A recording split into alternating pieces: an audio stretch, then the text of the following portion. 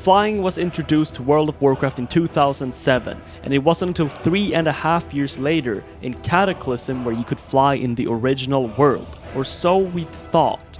There is actually a way to fly anywhere you want in Classic WoW, to reach any place you wish. And obviously we're not talking about fly hacking here, that is cheating. Of course, it's not as simple as just jumping onto your mount and soaring away. We need to make some preparations.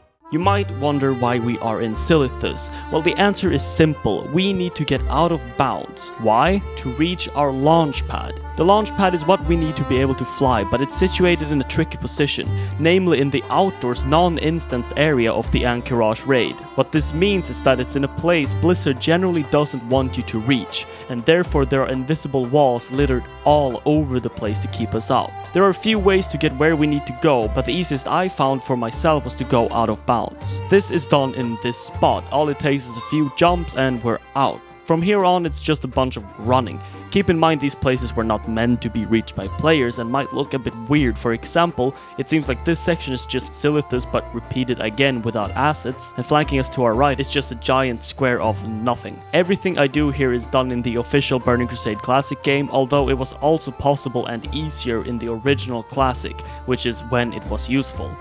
Why was it useful? Well, in Classic there are some things called world buffs, essentially a series of buffs you could collect throughout Azeroth to make your character stronger, letting you do bigger numbers in raids. Great stuff, but the catch is that these buffs disappear either when you die or are dispelled, making you a prime target for other players. Especially considering that the only way for Alliance to get the best buff in the game was to literally be inside the Horde capital.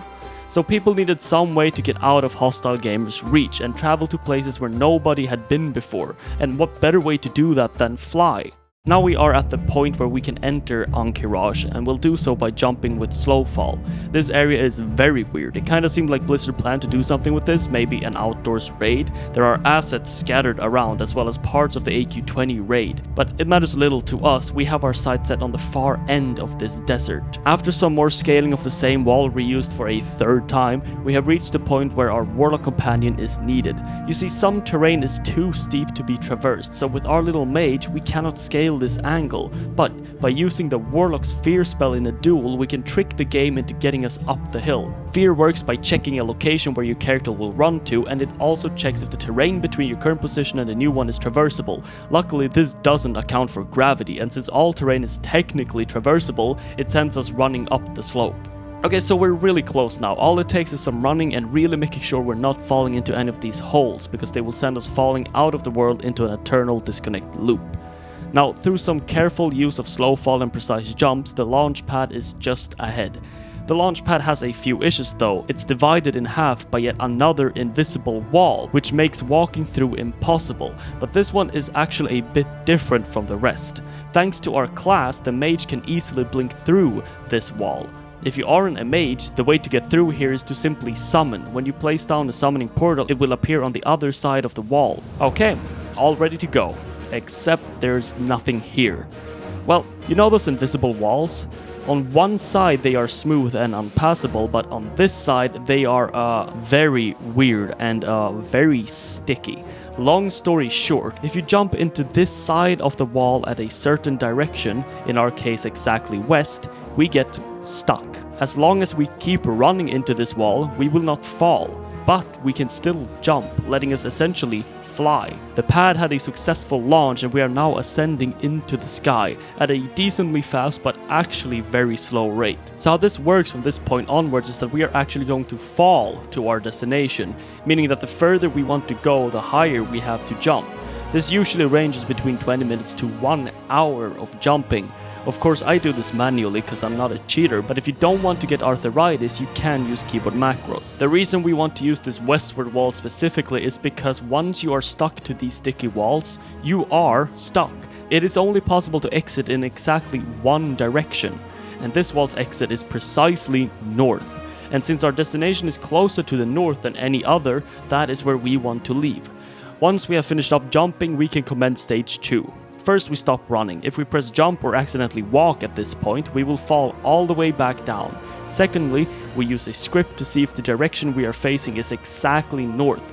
After that, it's time to go. What we do here is pop whatever speed boost we have, use our slow fall, then run. If done correctly, we will now start to travel. We are now falling through the sky at the speed we exited at. Our destination today is Dire Mall, more specifically, the towers above Dire Mall. There is no other way to reach these towers, and they could be useful if you say want a safe summoning spot for your guild to pick up the Dire Mall world buffs. Since we are a mage, Slowfall works perfectly, but any other class here would need to be continuously spamming Noggenfogger elixir to keep their Slowfall up. We have our coordinates set on our destination, and when we are parallel to this point, it's time to start phase 3.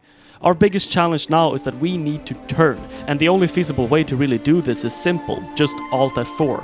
When you relaunch the game and log in, your character will now be in free fall, not going in any direction, just straight down.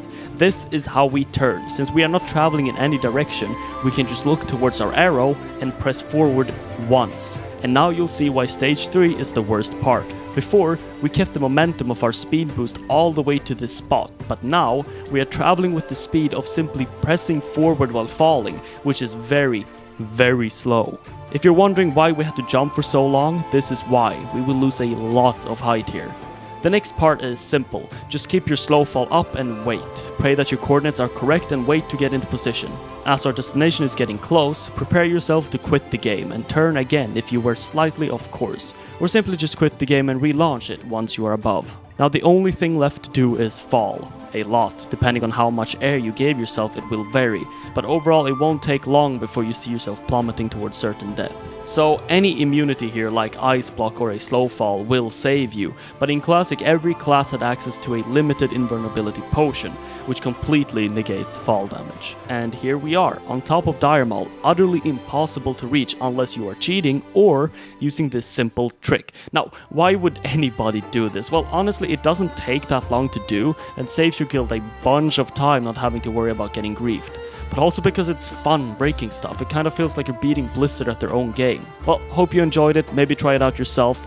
Who knows where you can go.